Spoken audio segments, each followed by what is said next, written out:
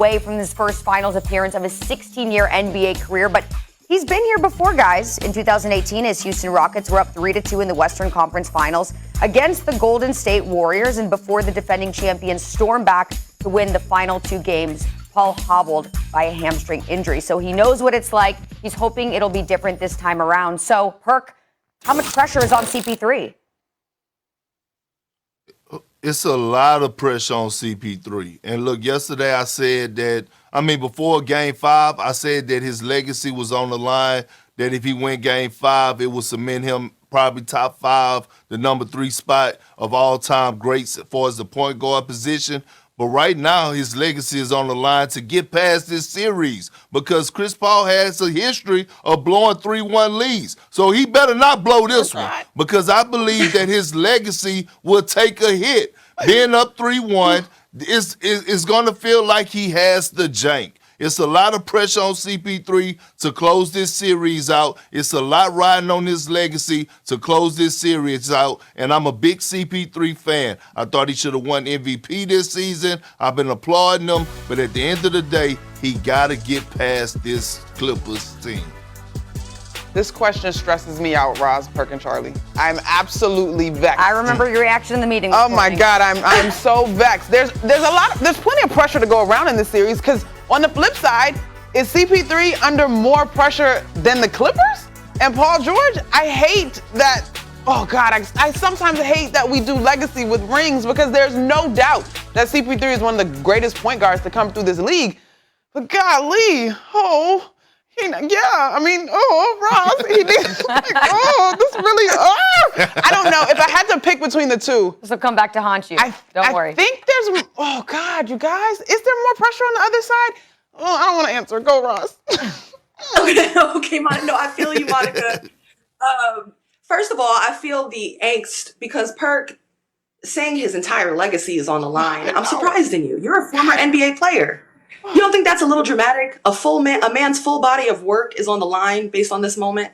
In my opinion, let me just first take the argument.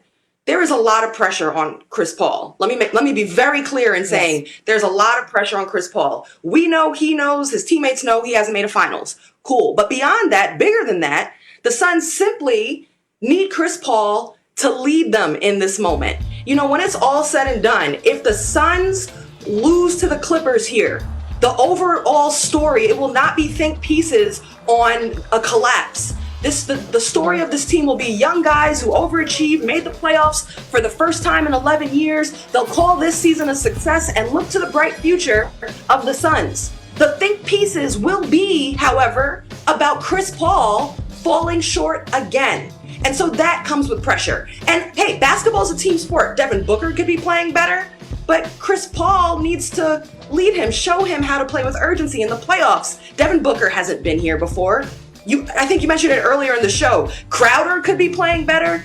Bridges could be shooting better. But a lot of their production comes off of the rhythm that Chris Paul creates for them.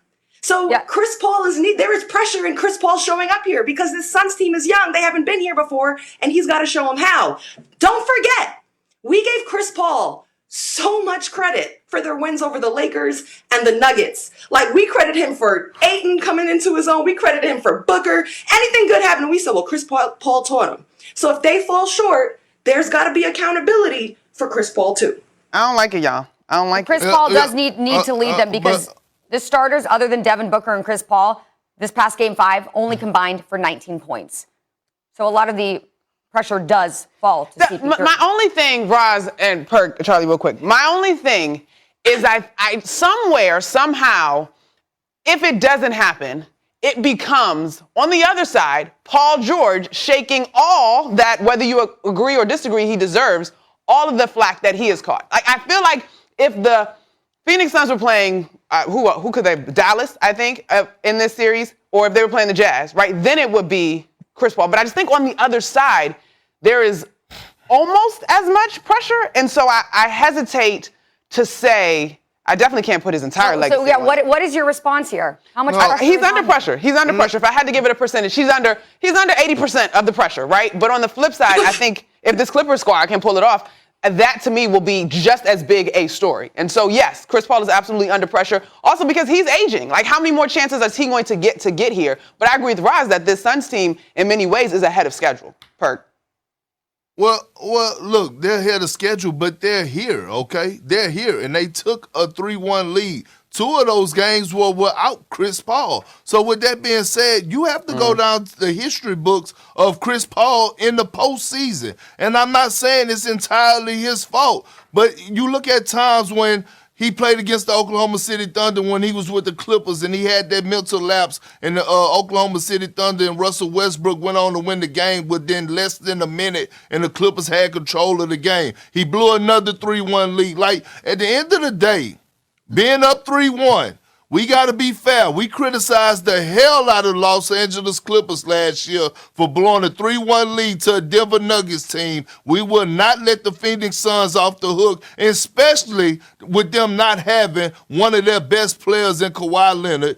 Marcus Morris is playing basically on one leg. He's 50%. Zubac just went out. He's injured. It's a hobble team. It's no pressure. Matter of fact, the Clippers are playing with house money right now. They're playing with house money. In my opinion, if the Clippers lose this series, it would be no pressure. It would be nothing said about them. Matter of fact, in my opinion, they overachieved, knocking off the Jazz, the #1 seed when Kawhi went out. Paul George went on to lead them. Hot sauce Reggie Jackson doing his thing. No, but with Chris Paul right now being up 3-1 and having a chance to close this out and make his first finals appearance after choosing to go to Phoenix when he probably had the opportunity to go to the Lakers, Clippers, or any other contender, we can't let Chris Paul off the hook that easy. I'm sorry, ma'am.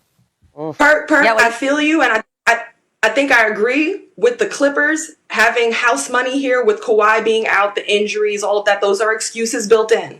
Same thing, could you not agree, Monica, Perk, that end of the season, if the season ended right now, we'd call this season for the Suns, this Suns team, this young Suns team, a success. Yes, Monica? Absolutely. Yes. So the person with the most pressure here is Chris Paul. If he does anything but fall short of these finals, the think piece is going to be about his inability, for whatever reason, year after year, to not be able to get there. Yeah, absolutely. This is not about the Suns. This is about CP3. Let me give you a couple statistics. Chris Paul seeking his first career finals appearance. His 2,472 playoff points, 11 All-Star selections, and 10 All-NBA selections. The most of any player to not appear in an NBA Finals in their career. So this is very much about his legacy. Roz, girl, thank you so much. Good to see you. Okay, let's keep it rolling right here on First Take because we talked about it earlier. LeBron took to Twitter last week about the many injuries this postseason, and Shaq responded with a shutdown. Who do our analysts agree with? Got debate.